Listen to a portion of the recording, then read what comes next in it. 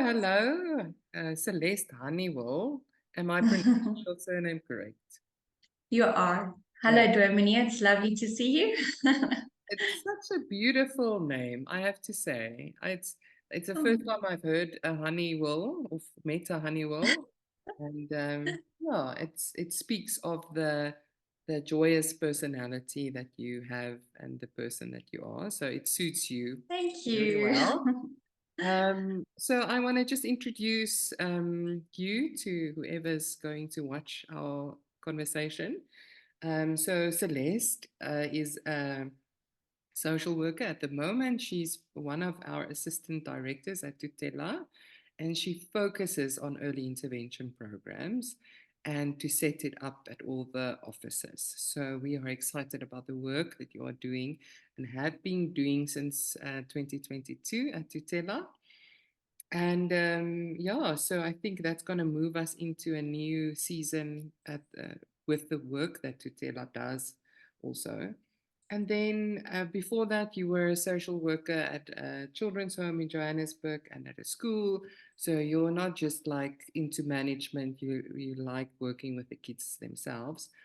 And Absolutely.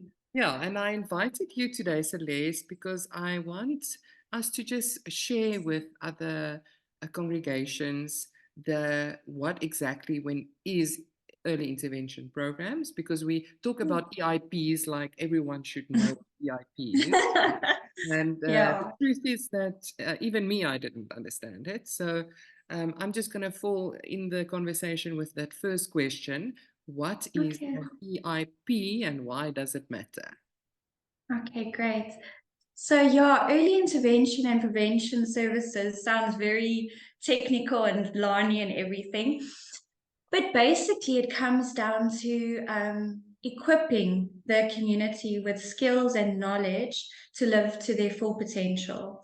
So we focus on putting actions in place that are proactive to prevent fires rather than putting those fires out. So our focus is to build safe havens within the community, to mobilize the communities. So to just give you one statistic that was shocking for me, 1 in 3 children are abused in their homes, have gone through a form of abuse in South Africa. So that's quite scary. That means that like we interact daily with children, and 1 out of 3 children that we know could potentially be being abused. So we focus on equipping parents, volunteers, pastors, dominees, teachers, volunteers with the skills so that they can really raise children that are healthy, that are happy, and that are fully developed. And that is so exciting because that means breaking the cycle of abuse and giving birth to a future generation that is whole and that can really contribute to society and to their families and to their communities. So I get very excited about it because, like you said, I worked in a children's home before, and, I saw the impact of abuse on these children. And so it's so exciting for me now to be part of a program that is aiming to break that cycle of abuse. So, yeah, I'm very passionate about it. Hmm. Yeah, so you said actually a few awesome things. So just to recap, it's equipping grown-ups to protect children, and Yeah, pretty much. Mm. it's But also also, but also focusing on equipping children as well. So we run like protective behaviors with children so that they also have the skills to know, what do I need to do to protect myself when mommy or daddy isn't there to protect me. So it's also empowering the next generation as well. So it's a very intersectoral, multi-layer approach. so that equipping, is it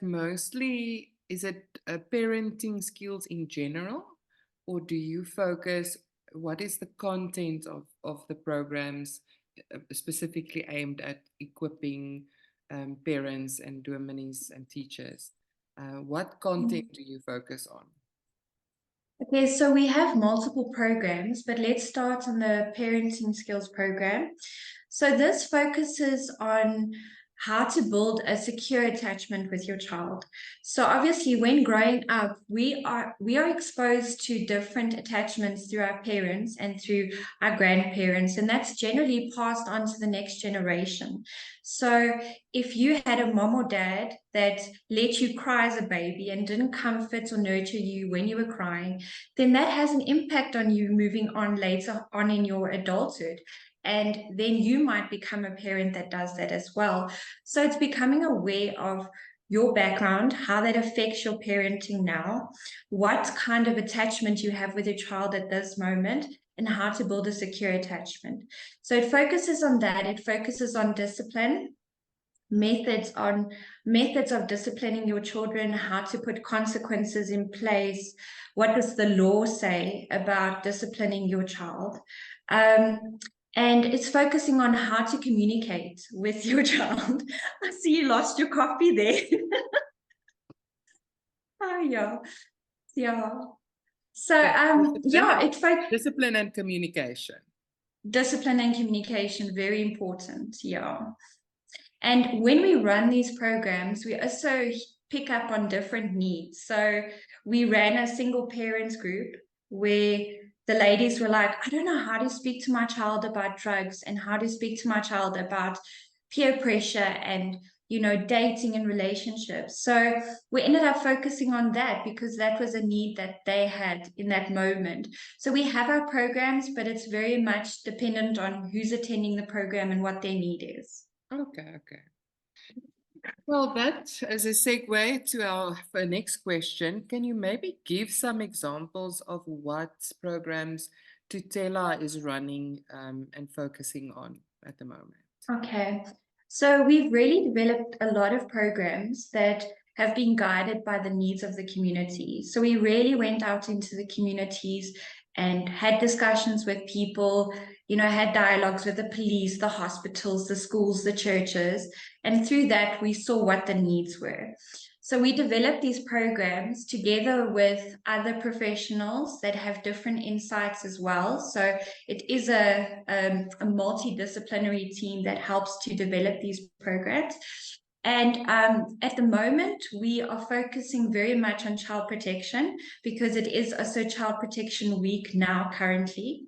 So we go into the schools, and based on their needs again, we teach them different types of programs like child abuse, online safety, how to be safe online, protective behaviors, grooming, human trafficking, gender-based violence, bullying, substance abuse. So it's very varied based on what the issue is in the school. And I think for this year is actually based on the Miley Cyrus song, I Can Buy Myself Flowers. I don't know if you know that song. And basically it speaks to self-love, like loving yourself enough, not needing to seek validation from others. And basically so many social issues stem from that, because if that is missing and we look for that validation in others, that's where we get into peer pressure, into substance abuse, vulnerable to grooming, all those other things. So yeah, that's our main aim for this Child Protection Week. We also run youth clubs. We run youth clubs focused on self-confidence and emotional intelligence. So this is focused on helping teenagers, youth to make healthy decisions. So it's not just telling them to say no to drugs, say no to this, but to actually really know themselves, become very aware of themselves, and know what their values are, what they stand for, and making healthy decisions that come from that. So it's very much focused on that. And then, like I said earlier, we do parenting skills, but it's not just with parents, it's with foster parents, it's with prospective adoptive parents as well. We run elderly care groups, where it's a support group for the elderly. We have addiction support groups. That's not just focused